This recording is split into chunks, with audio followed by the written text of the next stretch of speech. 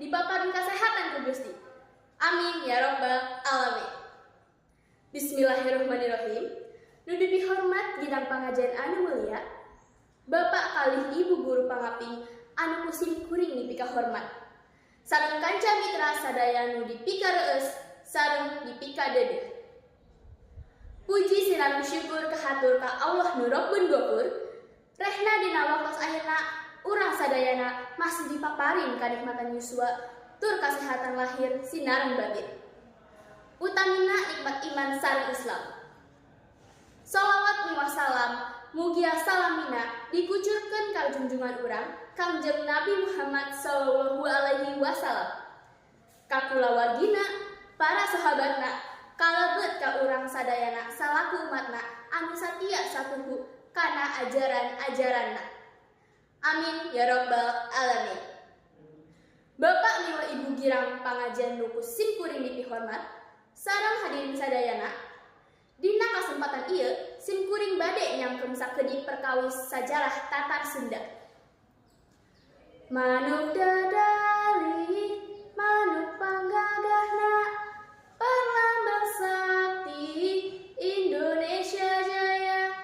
Manuk dadali, pangka koncarana, resep ngahiji, rukun sakabehna.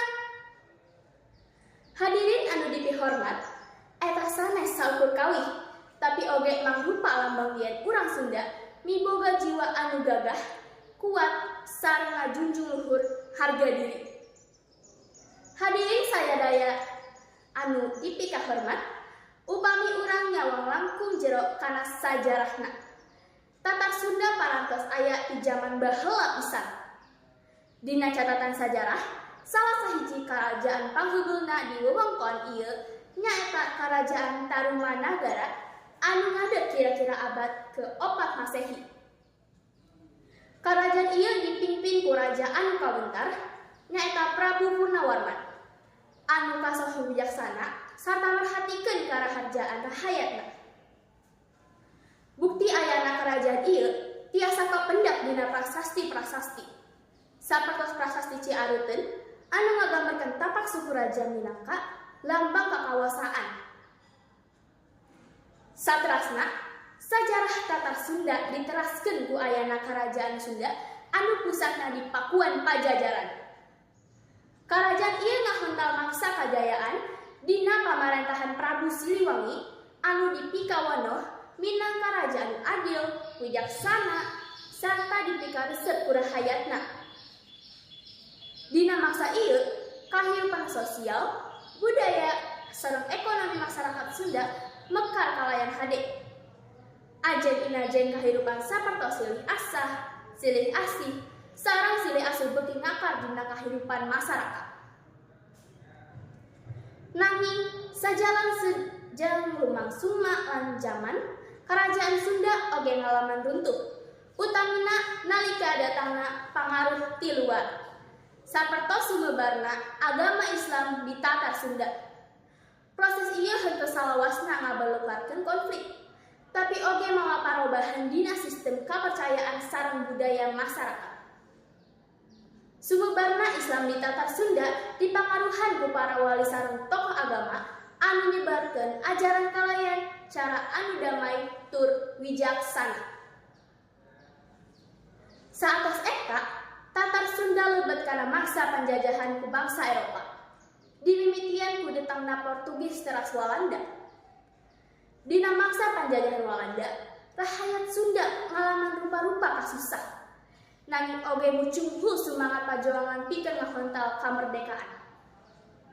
Seueur tokoh-tokoh ti Tatar Sunda anu milu tarung pikeun kamerdekaan Indonesia. Hadirin anu dipihormat, tina runtuyan sajarah eta, urang tiasa nindeukeun yen Tatar Sunda teh sanes saukur hiji wewengkon. Tapi oge hiji peradaban anu miboga ajen budaya, ajen spiritual, sareng ajen sosial anu kacida luhurna. Warisan ieu kedah urang jaga sareng urang pelak dina kahirupan sapopoe. Ku kituna, salaku generasi penerus urang gaduh kawajiban pikeun henteu mopohokeun sajarah. Sabab kumaham karena sejarah, urang biasa langkung ngahargaan jati diri urang sorangan, serta langkung bijaksana dina nyang harapan mangsa nu bakal datang. Salah sahih cara nu tiasa urang laksanakeun nyaeta ku cara tuluy ngagunakeun basa Sunda dina kahirupan sapopoe, ngajaga adat istiadat sarta ngariksa kesenian tradisional sangkan henteu peureum ku kamajuan zaman. Urang kedah reueus janten bagian tina tatar Sunda anu beunghar ku budaya sareng sajarah. Mugia ku pamaparan sakedik ieu, urang sadaya tiasa langkung mika cinta tatar Sunda, langkung ngajaga ajen budaya, sareng tiasa nerapkeun nilai-nilai kahirupan anu diwariskeun ku karuhan urang dina kahirupan sapopoe. Pamungkas, sim kuring ngahaturkeun nuhun ka sadaya hadirin anu parantos nyaetkeun waktos kanggo ngadangukeun ieu biantara. Mugi naon anu parantos disanggakeun tiasa aya mangpaatna pikeun urang sadaya. Kirang langkungna sim kuring nyuhunkeun hapunten. Indit ka lembur ningali sawah, teu poho mampir ka balai desa. Lamun hayang apal kana sajarah, ulah mupopohokeun tatar Sunda. Sim kuring Kiring Sapu Hermaya di SMP Negeri 4 Cilengsi. Wassalamualaikum warahmatullahi wabarakatuh. Sunda Jaya!